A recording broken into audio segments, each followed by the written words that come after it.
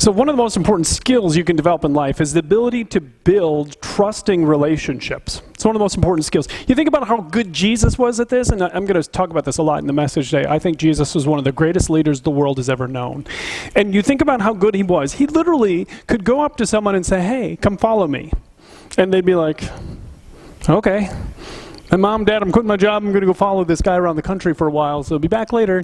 And off they would go. They would literally trust him enough that they would go and follow him just based on his initial request. I mean, just incredible trust. Now, the reason why trust is so important, and all of you understand this, is because trust is connected to influence. This is important in all of our relationships, because the reality is some of you are in marriages and you don't like the way things are going in the marriage. But for some reason, you don't seem to be able to influence your spouse in a positive way to make any kind of changes. And so trust is what is needed, and it is, and maybe many times it is, and they don't even know it. They wouldn't articulate it this way, but the problem is they don't trust you. There's no trust in the relationship, and so they're not going to follow you. For many of you, you're watching kids, regardless of how old they are, make decisions that you really are concerned about. And you want to try and talk to them, but your words just seem to fall on deaf ears because they don't trust you. And without that trust, there's no influence. Some of you want to have a better position at your job, but the truth is your manager doesn't trust you. Your manager doesn't trust you.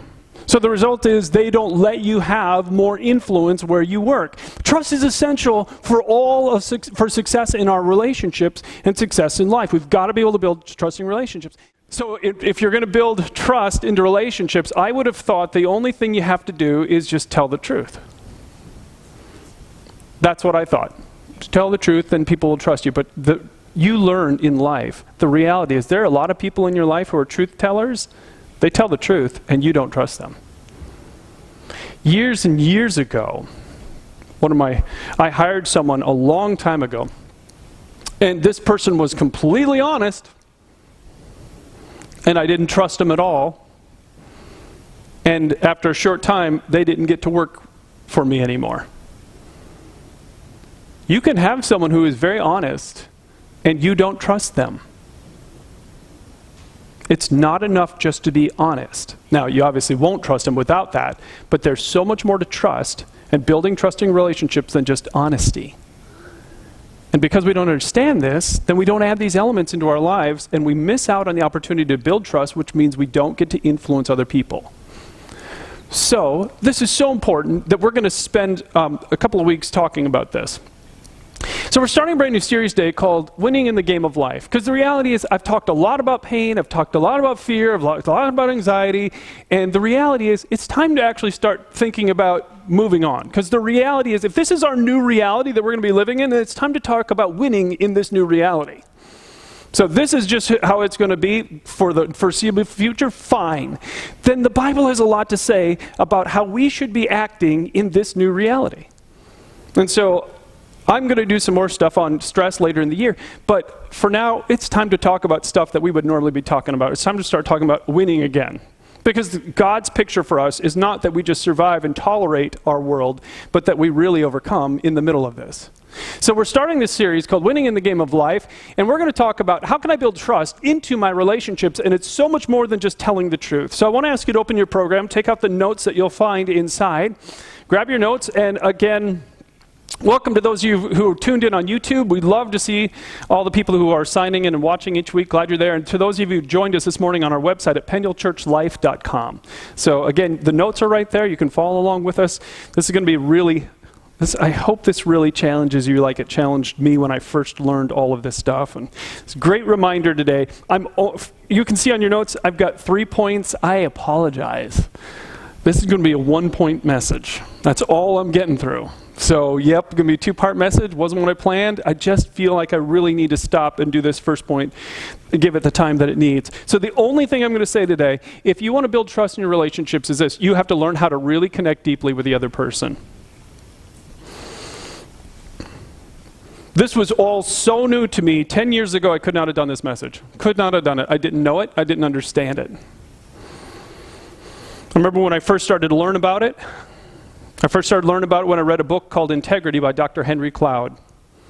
That's when I first started to learn about it. And once you hear this word connect today, if you've never really heard this, if you pay attention in our world, it is one of the words that people talk about regularly.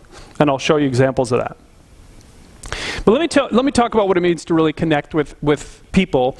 Dr. Cloud was actually invited in to speak and to help give guidance with two giant health companies when they merged together. The board of directors hired him to be a consultant for the new CEO. The new CEO was extremely intelligent, very analytical, sharp guy, very nice. But they wanted Dr. Cloud to be kind of like an advisor and to help him through this challenging process. I mean, you're bringing together two enormous companies and merging them, that's hard to do.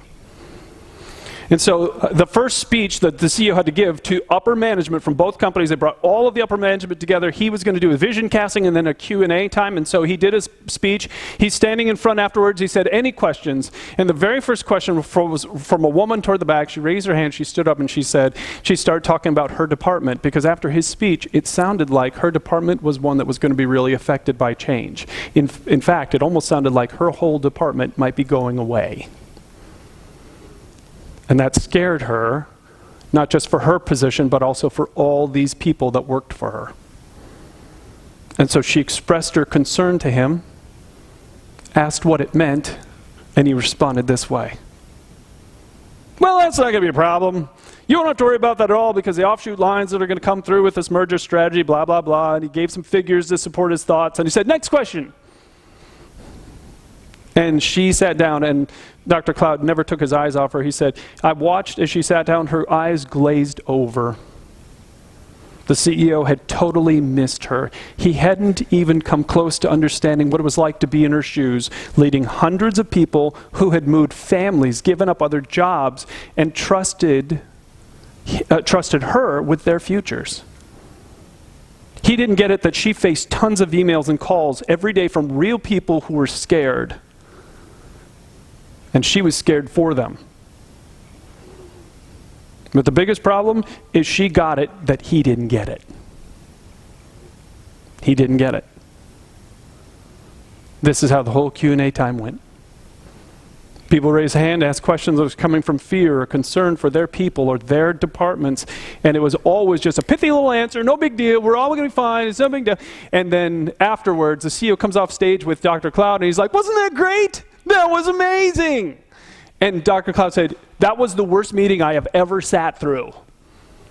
You totally lost the audience. You didn't connect with any of them. You invalidated all their fears and concerns. And the CEO started arguing with him. No, it was great. Yeah, 1 year later, he was fired. 1 year. Not because he wasn't intelligent, not because he wasn't nice, but because he had no ability to build connecting relationships with people. He could not really connect. He could not connect, and because he couldn't connect, he could not lead them. There's no trust and no influence. So let me give you a definition. It's on your notes too. Connecting is the ability to tune into what people are experiencing and feeling in a way that makes them feel and know they've been heard. Is there anything more frustrating in our lives when you're trying to express something that's painful or challenging to you to someone that you really love and care about, and they don't get it? You ever have that experience? Some of the deepest pain in my life that can still generate emotion to me in my mind right now, in my heart right now, 40 years later, is thinking about some of those situations in my past. Trying to tell and trying to get them to understand, and they just can't. Connection is the ability to tune into what people are experiencing and feeling in a way that makes them feel and know that they have been heard. Now, here's the reality. I know there are skeptics who are already starting to check out. If you're watching this or listening to me today, you're like, oh, come on, this is just that mushy-gushy, feely stuff. It's like, yeah, you don't really need to have this in order to have trusting relationships. You don't need to connect with people's heart, whatever that means. I know there's a lot of skepticism about this, but the reality is the carnage that's happening in our world all around us every day, is so much related to this, and we just don't put two and two together. Let me give you an example. If you're a Brewer fan, years ago, we had this guy as our head coach for a little while. His name was Ken Maka. But before us, he worked at Oakland. He was the Oakland A's head coach for 4 years. He was spectacularly successful for 4 years. Never finished lower than second. 2 times won the division, 2 times came in second, made them into the playoffs again and again and again, had a fantastic record in 4 years, and after 4 years, they fired him. Now, why do you fire someone who's incredibly successful? Happens all the time in our world. The GM, when he fired him, said, I had to fire him because he had a disconnect with his players. He could not connect with them. This happens all the time. It's so much not about your intelligence.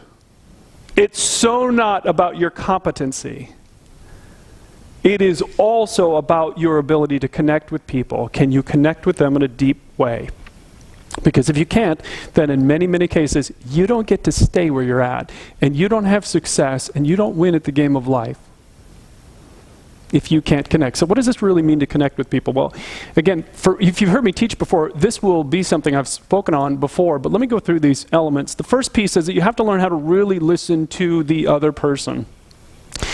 I hate even saying this because I know the default answer to this is, oh, how boring. Right, if I were to ask you, and you can answer this in your own mind, if I were to ask you this question, are you a good listener? I know the answer. I know the answer. In almost every poll, if you ask Americans, are you a good listener? Everybody's a good listener. That's not possible, right? Just on a curve, right? Half of us have to be bad listeners, half can be good listeners, right? So half of us are not good listeners, and we all think we're good listeners. You hear the problem with that? Some of us are not good listeners, and we don't even know we're not good listeners. Very few people would say, yeah, I'm not a good listener. We all think that we're good listeners. So in the back of your notes, I put a whole bunch of stuff from an article I read on a Harvard Business Review on listening. I'm not going to go through that today. You can read it on your own. It's for you to explore whether or not you are a good listener. But I want to show you just how powerful this really is. There's another story about a company, CEO of a large company, manufacturing company out west. He wanted to purchase another smaller company because he thought the skills they would bring into his would make it so strong. But 2 of his VPs were fighting tooth and nail against his decision. And he was annoyed with them. He was angry. Because he thought, they're just dragging their heels. Some people are just stick in the mud people. They say no to everything right. So it's like, I don't want to be around these people. He was mad at his 2 VPs. And so then he went to a conference where they were teaching this. Leadership skills, how to build trust. You build trust by really learning to listen to your people. And he got a little convicted as he was listening to it. And so during the break, he went out and he called one of his VPs. And he said, listen, I'm at this conference, and the guy just talked about the importance of really learning to listen. And he said, the CEO said this. Can you imagine this? He said, I want you to know I don't feel like I've really been listening to your concerns. So when I get back, I want to take a whole day, just you and me, and all I'm going to do that day is listen to everything you're concerned about. He said there was silence on the other end of the phone. As the guy said, finally, are you serious? You'd do that? And he said, yeah. Whole day, you just tell me what you're concerned about. He said all of a sudden his VP on the other end just lit up, and you could feel the energy come across the phone line. He's like, oh my goodness, this means so much to me. He started talking again, and all of a sudden the CEO could remember how much he enjoys the skills that his VP brings into this relationship. It completely changed it because he was willing to listen. There is enormous power in listening, which is why the Bible says, my dear friends, you should be quick to listen. Quick to listen, slow to speak, slow to get angry. Does that describe you? Would people say that about you? That you're quick to listen, slow to speak. The second part of this is that what you're trying to do when you're listening is you're trying to listen for their point of view. You're not just listening, because some people listen and all they're doing is waiting for the other person to pause so that they can talk. You're not listening and formulating your answers. You're listening to try and understand what they're saying. The understanding is essential. And really what we're talking about, and we're going to talk about this more, is the word empathy, which means to enter into their pain and their feelings or their frustrations or their concerns, whatever it is. That CEO had a task ahead of him. He was going to have to listen to his VP and enter into the concerns. The first story I told you, where the VP got fired, or the CEO got fired, is because he did not do this. Here's this woman standing up with all of her concerns, and he stayed apart from those concerns. They didn't enter into his life at all, didn't care. And so he lost the right to lead. No trust in that relationship. You have to enter into the concerns and pain and feelings of the other person. Here's the idea of this. I read this and I thought this was a really good description. Let's say that you have a group of people living in Phoenix, Arizona, and you want to move them to Dodgeville, Wisconsin. I don't know why you'd want to do that, but let's say that you wanted to move them up here to Dodgeville. So if you wanted to really lead them, the first thing you have to do is go there. You got to go to Phoenix, and then you can get them to follow you to Dodgeville. I know there's all kinds of flaws with that story, but the imagery is what I want you to understand is the first thing you do to connect with a human is go where they're at. You have to go where they're at. Wherever that is. If they're in pain, you go to pain. I have no hesitation about saying that I think Jesus was the greatest leader the world's ever known. And part of what he did is what we're talking about here. What made him so spectacular, able to build such strong, trusting relationships, to gain such influence over people's lives, is because he did this. Look at what it says. When Jesus saw the crowds, he had compassion on them because they were confused and helpless like sheep without a shepherd. So you see two things. First, he saw where they were at, right? Where were they at? They were confused. And they were feeling helpless. That's a feeling, right? And what did it do to Jesus? He felt compassion in his heart toward them. Do you hear this? He could understand where they were at, and he allowed himself to go there. I got to go to Phoenix before I can take them anywhere. You go to where they're at before you move them anywhere. Jesus did it. He was a model of this. He went to where they were before he tried to move them anywhere. By the way, when I read that verse this morning, it really struck me. Wouldn't you say that there are a lot of people in America today who fit that description? They are confused and feeling helpless. Don't you think that still fits where we're at today?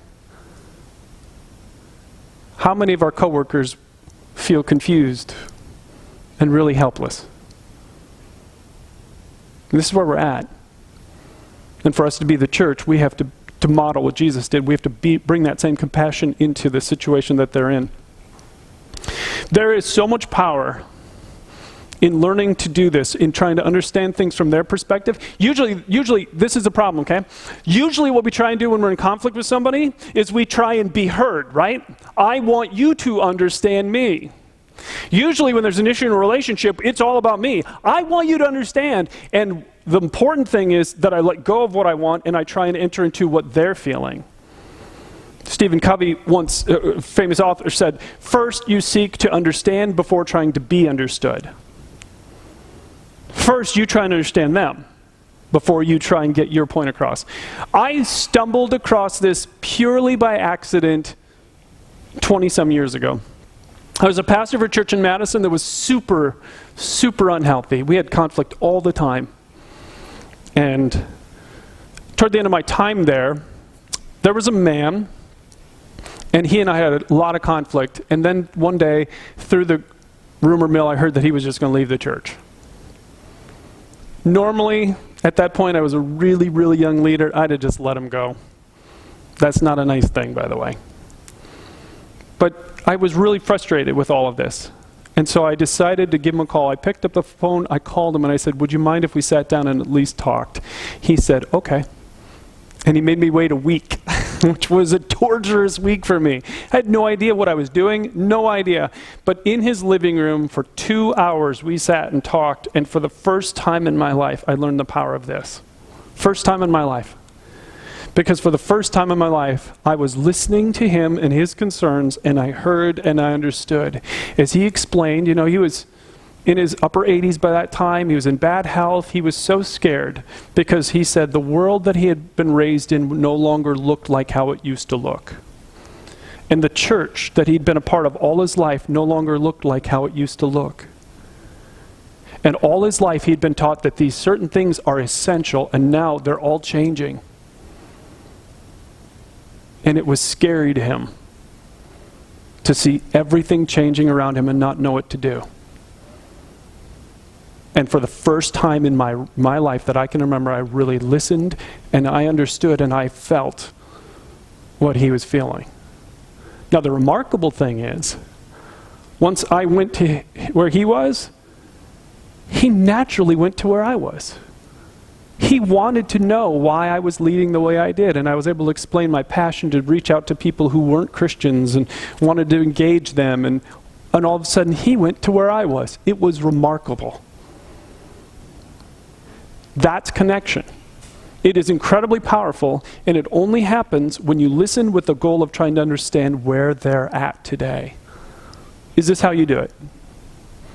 Is this how you do it? When your kids are in pain, is this what you do? You listen with the purpose of trying to understand where they're at right now. Or when your spouse is in pain, is this what you do? You are just all about them. You are engaged with where they're at. You want to understand. You're moving toward them with the purpose of understanding and engaging your heart. This is where the power is. True listening and understanding occurs only when the other person understands that you understand. Did you get that? True listening and understanding occurs only when the other person understands that you understand. That is incredibly powerful, but it's not the final step. There is another piece to this that is so important. If you miss this piece, you will destroy trust. The next thing you do is once you hear where they're at, you validate their feelings. You validate their feelings.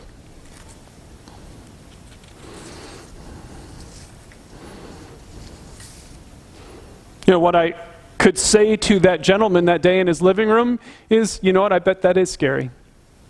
All your life you're told this, and now all of a sudden it's all changing and disappearing. I bet that is pretty scary to live through, right? That's a validating statement. That's all he needed. I listened, I understood, I validate. Doesn't need me to fix it. Fix it, people. This is where we fall apart, right here. It's not listen, understand, and fix. It's listen, understand, and validate. And some of you know that I've taught this many, many times as a formula I learned probably 20 years ago. Listen, understand, validate, the L.U.V formula. I've taught it over and over again. You listen, understand, and validate. L.U.V, L.U.V, L.U.V. Listen, understand, and validate.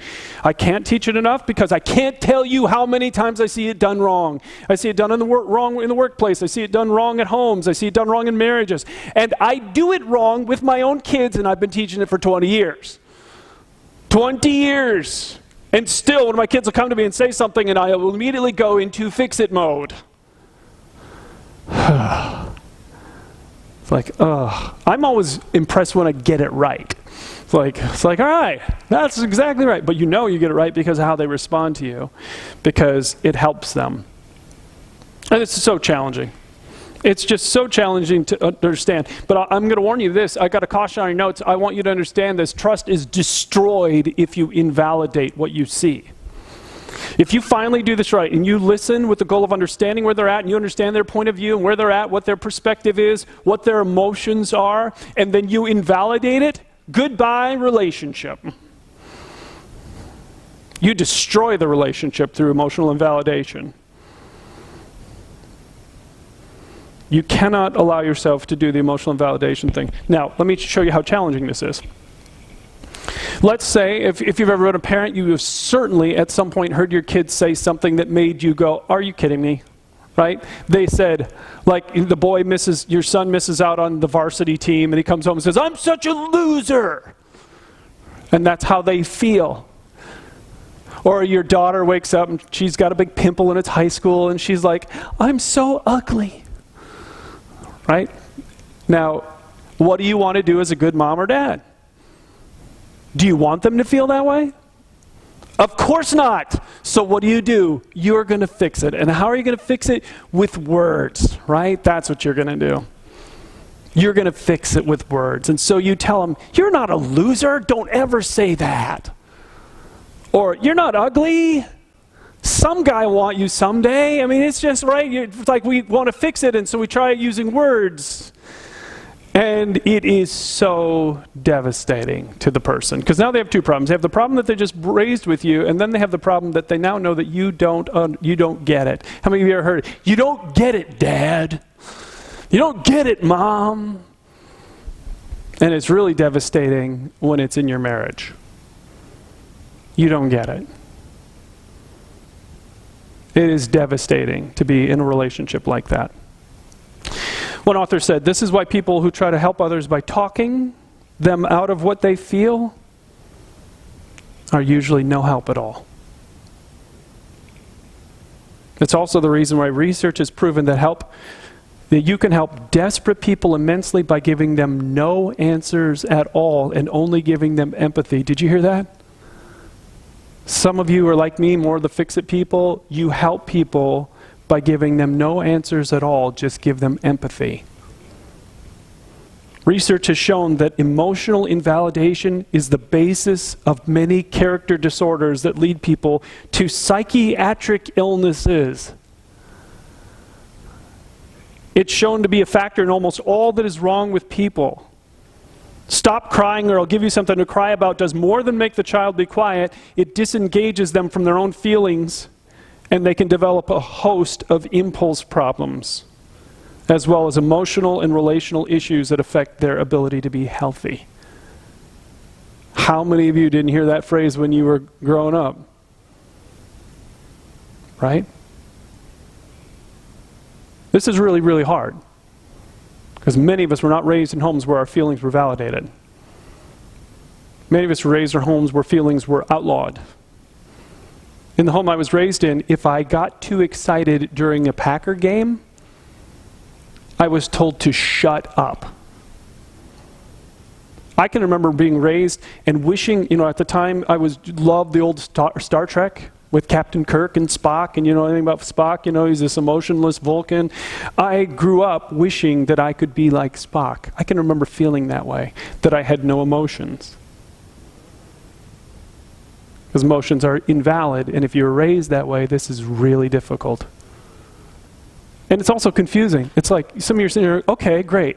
My teenage daughter says, I'm ugly. What am I supposed to say? I'm supposed to validate that? Well, yep, you sure are ugly. Well, I don't know if I've ever seen one as ugly as you. Man, yep, I'm agreeing. There you go. Right? You can't do that. You can't do that. It's like, so then what do we do? How do we validate it? Listen to this. To empathize and validate what someone is experiencing doesn't mean that you agree with or even think the other person is right. Did you hear that? It doesn't mean that you agree with them or think they're right. It just means that you see it as valid for them. And you show that you understand what they're really thinking and feeling, and that comes from seeing and caring about their heart. You're connecting first. The amazing thing is if you do this right, you know what they'll do is many times they'll ask you what to do. For those of you who are fix-it people and you want to give your opinion, you know what happens if you validate it and you enter into their pain? Many times after they feel listened to, they're going to say, what do you think I should do? And now you get to give your advice. But we got it backwards. We got it backwards. So let me show you what this sounds like, right? This is what validation sounds like. That must have been hard, right? That's what you say to your teenage son. You didn't make the team, that must have been hard. Tell me more about what's going on. How'd that make you feel? Anything I can do to help? These are all validating statements. They're acknowledging the reality of the pain for the other person. And then these next ones can be used in other relationships, right? Wow, that should be so confusing. He really said that? I'd be angry too. That's so sad. You have every right to be proud. That was a major accomplishment. I'm so happy for you. You worked incredibly hard on this. It must feel amazing. You know how painful it is when you have something to celebrate and you turn towards someone you care about and they invalidate the emotion, or you know what they do? They go, well, how come that kind of stuff never happens to me? It's like, sorry? It's like devastating, because here it is, you have something you want to celebrate and you can't. This is what invalidation sounds like. You'll be fine. It could be worse. How many of you have been told that phrase all your life? It could be worse, right? Or at least it's not. Or put a smile on your face, tough it out, don't worry, things will work out, it's not that big of a deal. These things devastate the other person. They invalidate the emotion. And again, validating doesn't mean agreeing. Now, you want to know how significant this really is and why I'm doing the whole thing about this. If you want to know who the best in the world is right now in terms of marriage expertise, I think most people would agree that it's a couple named called the Gottmans. They run this marriage clinic out on the West Coast. And you can listen to their podcast, you can read their books, they're fantastic. Here's why we think of them as the best. They have research that can prove that they can tell if your marriage is going to make it in 10 minutes. And they're 94% documented accuracy. Isn't that amazing? They can listen to you interact as a couple for 10 minutes. And with 94% accuracy, they can determine if you're going to make it. What are they listening for in 10 minutes? They're listening for connection. So what does that look like in a husband and wife relationship? They're watching to see how the other person responds when someone makes a bid for connection. That's what they call it. So you're like, I just had this happen to me today. It's so great. What do you think? And they tell their spouse that, and their spouse goes, No connection. They don't turn toward the bid for connection. And that's a mark against them. Or if they say, you know what, I'm really so frustrated today. This happened at work, and I don't know what to do about it. And they're like, There's no connection. There's no empathy. There's no entering into what the other person is saying. If that happens in your marriage, it's 94% going to fail. But what they discovered among couples that make it is that 87% of the time, and this is the good news, ready? Only 87% of the time do you have to respond and connect when they reach out to you for connection. So in other words, you don't have to be perfect. You don't even actually have to hit 9 out of 10, but just close to 9 out of 10. Your spouse brings up something painful and you turn towards and say, tell me more about that. I want to really understand that. Your spouse tells you something that they're excited about, you turn toward it and go, that's wonderful. That's fantastic. And you turn toward them and you make the connection. And if you'll do that almost 9 times out of 10, then you're going to make it. And if you're below that number, you're in trouble. And they can tell within 10 minutes of just listening to you talk whether or not you're going to make it based on connection alone. So for those of you married, what does this mean for you? Because some of you know this is what's going wrong. You're making a bid for connection and it's not working. So years and years ago, I came across a video by an author who is just brilliant named Brene Brown. I've shown this video in church. It's been a long, long time. But she talks about empathy, and she talks about it, and again, now that you know this word connection, it's everywhere. And you just listen for it. You're going to hear it when people get fired. Well, they couldn't connect. But you also hear it in relationships where things are really going well, is that they connect well with each other. Even Brene Brown uses the same language. So I want to show you this video. But before I do that, I want to show you this quote. The human heart will seek to be known, understood, and connected with above all else. If you do not connect, the one you care about will find someone who will. Does that scare anyone? How many times do you watch kids go off the rails because they connect with the wrong people, right? Because you know why? They're going to connect with somebody. How many marriages end because of this? Because they're just going to find someone who will. If you won't do it. So let me show you this video from Brene Brown.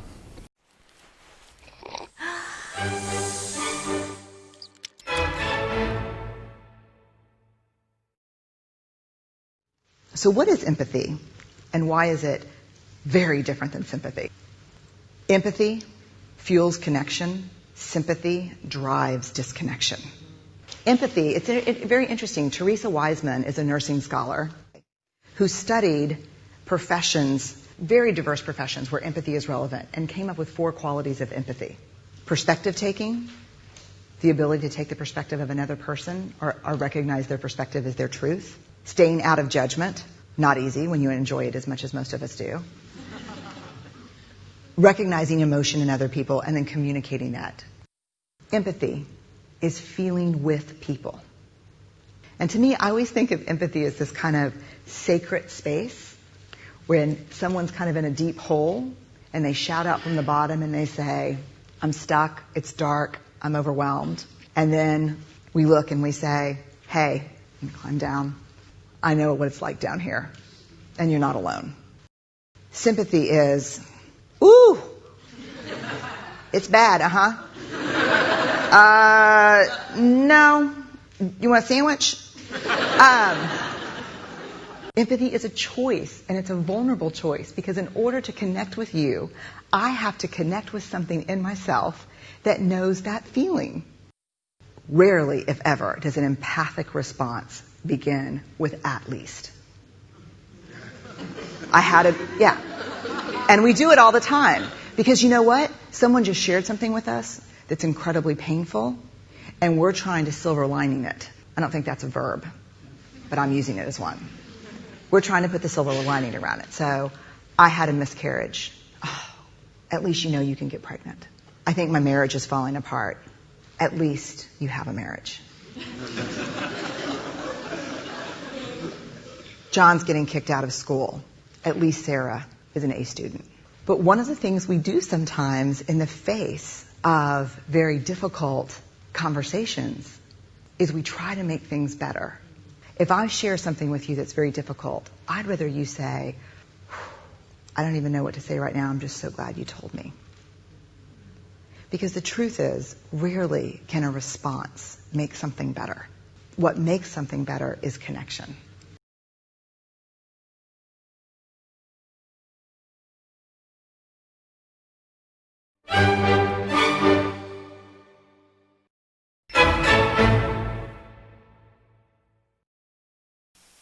Make more sense now? It's all about connection. It's all about connection. This is where we need to go. I think that Jesus was a master at this. I think that the reason he built such strong, trusting relationships with men who literally were willing to lay down their lives to follow him was because of connection.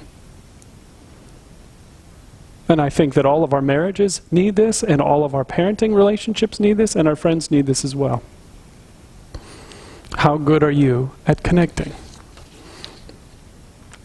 You know, if you're going to win in life, then it's certainly going to be winning in relationships. And the only way to do that is to build relationships where there is tremendous trust.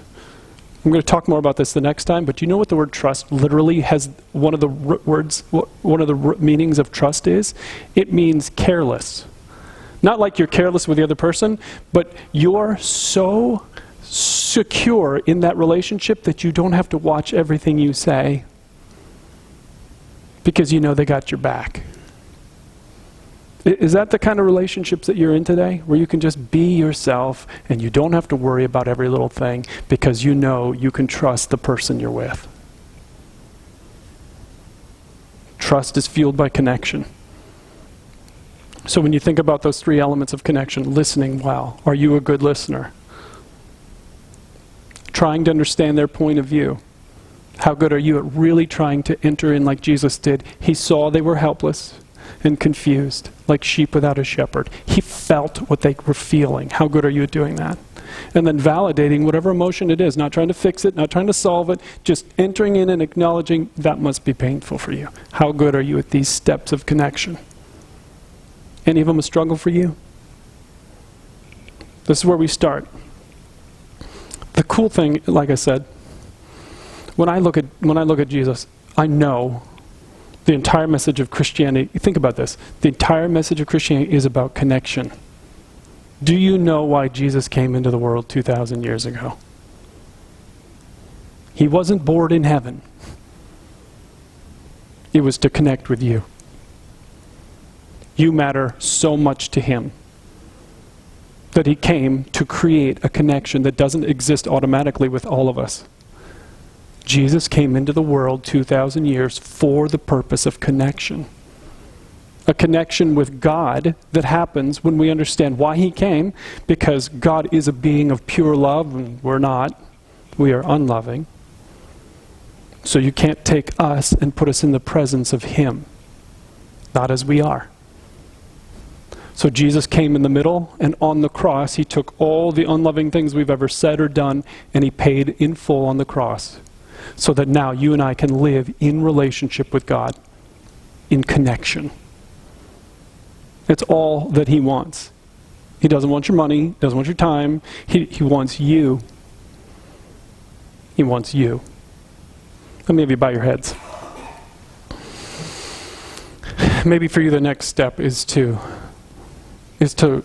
accept the gift and the offer that Jesus has made of connection.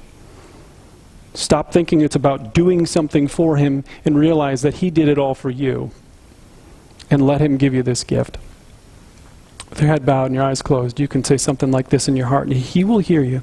Just say, Jesus, I'm turning to you for this today. I want to really connect with you. I've heard that you died on that cross in my place for the unloving things that I've done. Please forgive me. I want to know you in a real relationship. Thank you for that gift today in Jesus' name. Amen. Now, as we finish, can I ask you all to take this little connection card out of your program? Even if you're a regular attender, we just ask you to put your name down. Maybe you just prayed and asked Jesus to forgive you or renewed your commitment. Just let us know. If you're watching online, you can go to our website at pendlechurchlife.com and go to the Connect tab and just let us know. There's a spot where you can write to us, and we'll send you some stuff in the mails or a follow-up in a way of saying thank you for letting us know about your choice today. So I know we got some stuff to practice, and we will continue this series next time and talk about more ways to build trust, because that's only piece one. So we'll get into more of this next time. Thanks so much for coming. Hope to see you again next time.